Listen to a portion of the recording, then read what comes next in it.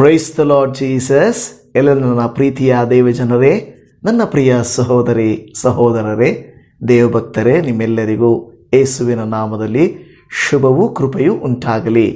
ದೇವಜನವೇ, ನಮಗೆಲ್ಲರಿಗೂ ಚೆನ್ನಾಗಿ ಗೊತ್ತಿದೆ, ದೇವರು ಸರ್ವಜ್ಞಾನಿಯಾಗಿರುವಾತನು, ಸಮಸ್ತವನ್ನು ತಿಳಿದಿರುವಾತನು. ಆತನಿಗೆ ಮರೆಯಾಗಿರುವುದು ಒಂದೂ ಇಲ್ಲ, ಎಲ್ಲವೂ ಗೋಚರವಾಗಿರುವುದು. ಹಾಗಿರುವಾಗ ದೇವರ ವಾಕ್ಯದಲ್ಲಿ, ಬೈಬಲಲ್ಲಿ ದೇವರು ಅನೇಕ ಪ್ರಶ್ನೆಗಳನ್ನು ಮನುಷ್ಯರ ಬಳಿಯಲ್ಲಿ ಕೇಳುವುದನ್ನು ನಾವು ನೋಡುತ್ತೇವೆ. ಆದರೆ ಈ ಆದಿಕಾಂಡ ಗ್ರಂಥದಲ್ಲಿ ದೇವರು ಕೇಳಿದ ಕೆಲವು ಪ್ರಶ್ನೆಗಳಲ್ಲಿ ಒಂದು 5 ಪ್ರಶ್ನೆಗಳನ್ನು ನಾವು ಇವತ್ತು ನೋಡಲಿಕ್ಕೆ ಹೋಗುತ್ತಾ ಇದ್ದೇವೆ. ಆ ದೇವರು ಕೇಳಿದಂಥ 5 ಪ್ರಶ್ನೆಗಳನ್ನು ನಾವು ನೋಡುವಾಗ, ಯಾಕೆ ದೇವರಿಗೇನು ಗೊತ್ತಿಲ್ವಾ? ದೇವರಿಗೆ ಇದರ ಬಗ್ಗೆ ಅರಿವಿಲ್ಲವಾ? ಯಾಕೆ ದೇವರು ಮತ್ತೆ ಪ್ರಶ್ನೆ ಮಾಡುತ್ತಿದ್ದಾರೆ ಅಂತ ಅನಿಸುತ್ತದೆ. ಹಾಗಾದರೆ ಆ 5 ಪ್ರಶ್ನೆಗಳನ್ನು ಇವತ್ತು ನಾವು ನೋಡೋಣ. ಆದಿಕಾಂಡ ಗ್ರಂಥದಿಂದ ಮಾತ್ರವೇ. ಮೊದಲನೇ ಪ್ರಶ್ನೆ, ಆದಿಕಾಂಡ ಗ್ರಂಥ 3ನೇ ಅಧ್ಯಾಯ 9 ಮತ್ತು 10ನೇ ವಚನದಲ್ಲಿ, ಯೆಹೋವ ದೇವರು ಮನುಷ್ಯನನ್ನು ನೀನು ಎಲ್ಲಿರುತ್ತೀ ಎಂದು ಕೂಗಿ ಕೇಳಲು. ಇಲ್ಲಿ ನೋಡಿ, ಈ ಪ್ರಶ್ನೆಗಳಿಗೆ ಕೊನೆಯಲ್ಲಿ ಒಂದು ಉತ್ತರವನ್ನು ನಾನು ನಿಮಗೆ ತಿಳಿಸುತ್ತೇನೆ.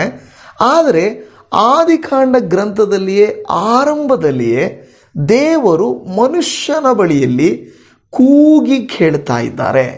ಸಾಧಾರಣವಾಗಿ ಮನುಷ್ಯರಾದರೆ ಕೂಗಿ ಕೇಳಬಹುದು, ಎಲ್ಲಿದ್ದೀಯಪ್ಪ, ಏನು ಮಾಡ್ತಾ ಇದೀಯಾ ಅಲ್ವಾ? ಕಳೆದ ಸಾರಿ ನಮ್ಮ ಕರ್ನಾಟಕದಲ್ಲಿ ಒಂದು ಮಾತು ಬಹಳ ಫೇಮಸ್ ಆಗಿತ್ತು. ಅದೇನೆಂದರೆ, ನಿಖಿಲ್ ಎಲ್ಲಿದ್ದೀಯಪ್ಪ ಅಂತ ಕೇಳುವಂಥ ಪ್ರಶ್ನೆ. ತಂದೆ ಮಗನನ್ನು, ಕುಮಾರಸ್ವಾಮಿಯವರು ಅವರ ಮಗನು ನಿಖಿಲ್ ಎಲ್ಲಿದ್ದೀಯಪ್ಪ ಅಂತ ಕೇಳಿದ ಪ್ರಶ್ನೆ ಬಹಳ ಫೇಮಸ್ ಆಗೋಯಿತು. ಹಾಗೆ ಇಲ್ಲಿ ದೇವರು ಮನುಷ್ಯರ ಬಳಿಯಲ್ಲಿ ಬರೀ ಕೇಳುತ್ತಿಲ್ಲ, ಕೂಗಿ ಕೇಳ್ತಾ ಇದ್ದಾನೆ. ಆ ಕನ್ನಡದಲ್ಲಿರುವಂಥ ಪದ ಕೂಗಿ ಕೇಳ್ತಾ ಇದ್ದಾನೆ. ಏನು ಹಾಗಾದರೆ ದೇವರಿಗೆ ಆದಾಮ ಅವಳು ಎಲ್ಲಿದ್ದಾರೆ ಅಂತ ಗೊತ್ತಿಲ್ವಾ? ಯಾಕೆ ದೇವರು ಕೂಗಿ ಕೇಳಿದನು? ನೀನು ಎಲ್ಲಿದ್ದೀ, ನೀನು ಎಲ್ಲಿರುತ್ತೀ ಅಂತ ಕೂಗಿ ಕೇಳಿದನು ಅನ್ನೋದನ್ನು ನಾವು ನೋಡುತ್ತಾ ಇದ್ದೇವೆ. ಉತ್ತರವನ್ನು ಕಂಡುಕೊಳ್ಳೋಣ ಕೊನೆಯಲ್ಲಿ. ಬನ್ನಿ, ಎರಡನೆಯ ಪ್ರಶ್ನೆಯನ್ನು ದೇವರು ಮನುಷ್ಯರ ಬಳಿಯಲ್ಲಿ ಕೇಳ್ತಾ ಇರುವುದು ಆದಿಕಾಂಡ ಗ್ರಂಥದಲ್ಲಿ 4ನೇ ಅಧ್ಯಾಯ 9ನೇ ವಚನದಲ್ಲಿ, ಯೆಹೋವನು ಕಾಯಿನನನ್ನು ನಿನ್ನ ತಮ್ಮನಾದ ಏಬೇಲನು ಎಲ್ಲಿ ಎಂದು ಕೇಳಲು. ಈ ಪ್ರಶ್ನೆ ಕೂಡ ನಮಗೆ ಕೆಲವು ಸಾರಿ ಅನಿಸುತ್ತದೆ, ಇದೇನಿದು, ದೇವರಿಗೆ ಸರ್ವಜ್ಞಾನಿ ಅಲ್ವಾ, ಆತನಿಗೆಲ್ಲ ಗೊತ್ತಲ್ವ, ಮತ್ತು ದೇವರು ಮತ್ತೆ ಮನುಷ್ಯನ ಹತ್ರ ಯಾಕೆ ಕೇಳುತ್ತಾನೆ? ಆದಾಮ ಅವಳನ್ನು ಎಲ್ಲಿರುತ್ತೀ ಎಂದು ಕೇಳಿದ ದೇವರು ಕಾಯಿನನನ್ನು ನಿನ್ನ ತಮ್ಮ ಎಲ್ಲಿ, ನಿನ್ನ ತಮ್ಮ ಏಬೇಲನು ಎಲ್ಲಿ ಎಂದು ಕೇಳುವಂಥ ಪ್ರಶ್ನೆಯನ್ನು ನಾವು ನೋಡುತ್ತಾ ಇದ್ದೇವೆ.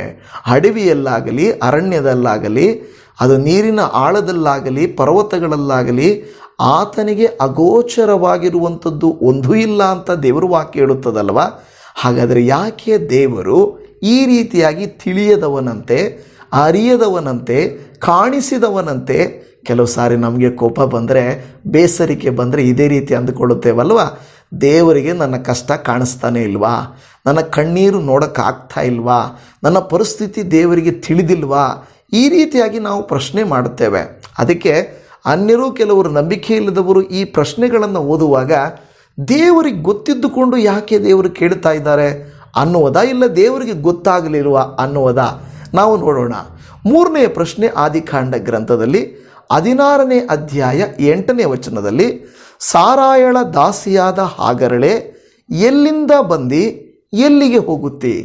ಇದು ಕೂಡ ನೋಡುವಾಗ, ಹಾಗಾದರೆ ದೇವರಿಗೆ, ಇಲ್ಲವೇ ದೇವರ ದೂತರಿಗೆ, ದೇವರ ದೂತರು ಇಲ್ಲ ದೇವರು ಎರಡು ಸೇಮೆ, ನೀನು ಎಲ್ಲಿಂದ ಬರ್ತಾ ಇದೆಯಾ, ಎಲ್ಲಿಗೆ ಹೋಗ್ತಾ ಇದೆಯಾ?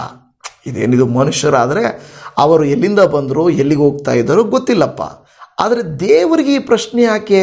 ದೇವರ ವಾಕ್ಯ ಯಾಕೆ? ಇದು ಒಂದೇ ಒಂದು ಕಡೆ ಪ್ರಶ್ನೆ ಆಗಿದ್ದರೆ ಪರವಾಗಿಲ್ಲ.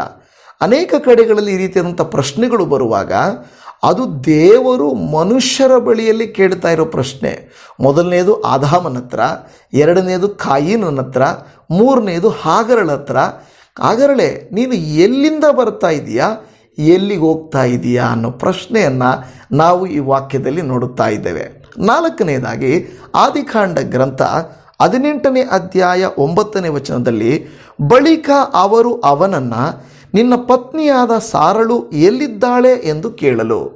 ಈಗ ಅಬ್ರಹಾಮನ ಬಳಿಯಲ್ಲಿ ಕೂಡ ದೇವದೂತರು ಮಾನವರಂತೆ ಬಂದಂಥವರು ಕೂಡ ಈಗ ಕೇಳ್ತಾ ಇದ್ದಾಳೆ, ನಿನ್ನ ಪತ್ನಿಯಾದ ಸಾರಾಯಳು ಎಲ್ಲಿ ಎಂದು ಕೇಳ್ತಾ ಇದ್ದಾಳೆ. ಇದು ಕೂಡ ಒಂದು ಆಶ್ಚರ್ಯಕರವಾದಂಥ ಒಂದು ಪ್ರಶ್ನೆನೇ. ಇದ್ಯಾಕೆ ದೇವರು ಮನುಷ್ಯರ ಬಳಿಯಲ್ಲಿ ತಿಳಿಯದವರಂತೆ, ಅರ್ಥವಾಗದಂತೆ, ನೋಡಲಿಕ್ಕಾಗದವನಂತೆ ಯಾಕೆ ಪ್ರಶ್ನೆ ಕೇಳುತ್ತಿದ್ದಾರೆ ಎಂಬುದು ಸ್ವಲ್ಪ ನಮ್ಮ ಆಲೋಚನೆಗೆ ಬರುವಂಥದ್ದು ಆಗಿದೆ, ಹೌದಲ್ವಾ?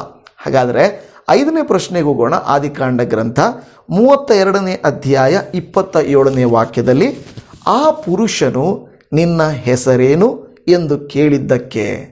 ಆ ಪುರುಷನು ಅಂದರೆ ಯಾಕೋಬನ ಬಳಿಯಲ್ಲಿ ದೇವರು ಕೇಳ್ತಾ ಇದ್ದಾನೆ, ನಿನ್ನ ಹೆಸರೇನಪ್ಪ? ಇಲ್ಲವೇ ದೇವರೋ ಇಲ್ಲ ದೇವದೂತನೋ? ಯಾಕೆಂದರೆ ದೇವದೂತನಾದರೂ ದೇವರು ಕಳುಹಿಸಲ್ಪಟ್ಟಿದ್ದು ಎಂದು ನಾವು ನಂಬುತ್ತಾ ಇದ್ದೇವೆ. ನೋಡಿ, ಹಾಗಾದರೆ ದೇವರು ಮನುಷ್ಯರ ಹತ್ರ ನೇರವಾಗಿ ಕೇಳಿದಂಥ ಪ್ರಶ್ನೆಗಳು ಇದು ನೇರವಾಗಿ ಕೇಳ್ತಾ ಇದ್ದಾರೆ. ಏನಂತ? ಎಲ್ಲಿ? ನೋಡು, ಮೊದಲನೇದು ಆದಾಮನನ್ನು, 2ನೇದು ಕಾಯಿನನನ್ನು, 3ನೇದು ಆಗರಳನ್ನು, 4ನೇದು ಅಬ್ರಹಾಮನನ್ನು, 5ನೇದು ಯಾಕೋಬನನ್ನು. ತನ್ನ ಭಕ್ತರ ಬಳಿಯಲ್ಲಿ ದೇವರು ಈ ರೀತಿಯಾಗಿ ಪ್ರಶ್ನೆ ಮಾಡೋದು ಒಳ್ಳೆಯದಾ? ಕೆಲವು ಸಾರಿ ಬೈಬಲ್ ಇದರ ಬಗ್ಗೆ ಎಚ್ಚರಿಕೆಯಿಂದಿರಬೇಕು. ಇದು ಇನ್ನೊಂದು ವಿಷಯ ಹೇಳುತ್ತೇನೆ, ಮನುಷ್ಯರಿಗೆ ಭಯಪಡೋಕ್ಕೆ ದೇವರೇನು ಬಲಹೀನನಾ? ಮನುಷ್ಯರು ನನ್ನನ್ನು ಪ್ರಶ್ನೆ ಕೇಳ್ತಾರೆ ನಂಬಲ್ಲ ಅನ್ನೋದಕ್ಕೋಸ್ಕರ ದೇವರು ಬೇರೆದು ಬರೆಸಬೇಕಾ? ಆ ರೀತಿಯಾಗಿ ಅಲ್ಲವೇ ಅಲ್ಲ. ನನ್ನ ಪ್ರಿಯ ದೇವಜನವೇ, ಇದಕ್ಕೆ ಕಾರಣ ಏನಪ್ಪ, ಇದಕ್ಕೆ ಉತ್ತರ ಏನಪ್ಪ ಅಂತ ನಾವು ನೋಡುವಾಗ, ದೇವರಿಗೆ ಸಮಸ್ತವೂ ಗೊತ್ತು, ಸರ್ವವೂ ಗೊತ್ತು. ಆತನೇ ಎಲ್ಲವನ್ನು ಉಂಟು ಮಾಡಿದವನು, ಅಗೋಚರವಾದದ್ದು ಒಂದೂ ಇಲ್ಲ. ಸರ್ವವೂ ಆತನ ದೃಷ್ಟಿಗೆ ಮುಚ್ಚು ಮರೆಯದಾಗಿರದೆ ಎಲ್ಲವೂ ಕಾಣಿಸುವಂಥದ್ದು ಆಗಿದೆ. ಬೈಬಲ್ ಎಷ್ಟೋ ಕಡೆಗಳಲ್ಲಿ ಯೇಸು ಸ್ವಾಮಿ ಅವರ ಹೆಸರನ್ನು ಹಿಡಿದು ಕರೀತಾನೆ. ನಮ್ಮ ಹೆಸರು ನಿಮಗೆ ಹೆಂಗೆ ಗೊತ್ತಾಯಿತು ಅಂತ ಕೇಳ್ತಾರೆ. ನನ್ನ ಪರಿಸ್ಥಿತಿ ನಿನಗೆ ಹೆಂಗೆ ಗೊತ್ತಾಯಿತು? ನತಾನಿಯೇಲನ ಬಗ್ಗೆ, ಜಕ್ಕಾಯನ ಬಗ್ಗೆ, ಕೆಲವು ಭಕ್ತರ ಬಗ್ಗೆ ಹೆಸರಿಟ್ಟು ಕೂಗುವಾಗ ನಮ್ಮ ಹೆಸರು ಇವರಿಗೆ ಗೊತ್ತಾಯಿತು ಅನ್ನುವಂಥ ರೀತಿಯಲ್ಲಿ ಮಾತನಾಡುವುದುಂಟು. ಹಾಗಾದರೆ ಹಳೆಯ ಒಡಂಬಡಿಕೆಯಲ್ಲಿರುವಂಥ ದೇವರಿಗೆ, ಆದಿಕಾಂಡದಲ್ಲಿರುವಂಥ ದೇವರಿಗೆ ಆ ರೀತಿಯಾಗಿ ಗೊತ್ತಾಗಲಿಲ್ವಾ? ಗೊತ್ತಾಯಿತು. ಆದರೆ ದೇವರು ಪ್ರಶ್ನೆ ಕೇಳಿದ ಕಾರಣ ಏನು ಗೊತ್ತಾ? ಪ್ರಶ್ನೆಯನ್ನು ಕೇಳಿದಾಗ ಅವರು ಕೊಡುವ ಉತ್ತರ ಎಂಥದ್ದು ಎಂದು ಪರೀಕ್ಷಿಸುವುದಕ್ಕಾಗಿ. ಅರ್ಥ ಆಗ್ತಾ ಇದೆಯಾ? 1, ಅವರ ಉತ್ತರವನ್ನು ಪರೀಕ್ಷಿಸುವುದಕ್ಕೆ, 2, ಅವರ ನಂಬಿಕೆಯನ್ನು ಪರೀಕ್ಷಿಸುವುದಕ್ಕೆ ದೇವರು ಪ್ರಶ್ನಿಸಿದರೆ ಹೊರತು ಆತನಿಗೆ ಅರಿಯದೆ ಆತನು ಕೇಳಲಿಲ್ಲ, ಆತನು ತಿಳಿಯದೆ ಕೇಳಲಿಲ್ಲ. ಇವತ್ತು ನಿಮಗೂ ಯಾವ ಸಂಶಯಗಳು ಬರಬಾರದು. ಕೆಲವರು ಕೇಳುವಾಗ, ಈ ವಾಕ್ಯಗಳು ಓದುವಾಗ, ಅಯ್ಯೋ ನನಗೆ ಗೊತ್ತಿಲ್ಲವಲ್ಲ ಅಂದುಕೊಳ್ಳಬೇಡಿರಿ. ಖಂಡಿತವಾಗಿ ದೇವರು ನಮ್ಮ ನಂಬಿಕೆಯನ್ನು, ನಮ್ಮ ಬಾಯಿಂದ ಬರುವಂಥ ಸಕಾರಾತ್ಮಕ ಉತ್ತರವನ್ನು ನಾವು ಹೇಗೆ ಅದಕ್ಕೆ ಸ್ಪಂದಿಸ್ತೇವೆ, ದೇವರಿಗೆ ಸ್ಪಂದಿಸ್ತೇವೆ, ನಾವು ದೇವರಿಗೆ ಹೇಗೆ ಸ್ಪಂದಿಸ್ತೇವೆ ಅನ್ನುವುದಕ್ಕೋಸ್ಕರವಾಗಿ ದೇವರು ಪ್ರಶ್ನೆ ಮಾಡಿದನು ಹೊರತು ಆತನು ಅರಿಯದೆ ನಮಗೆ ಯಾವುದನ್ನು ಕೇಳಲಿಲ್ಲ. ದೇವರು ನಿಮ್ಮನ್ನು ಆಶೀರ್ವದಿಸಲಿ.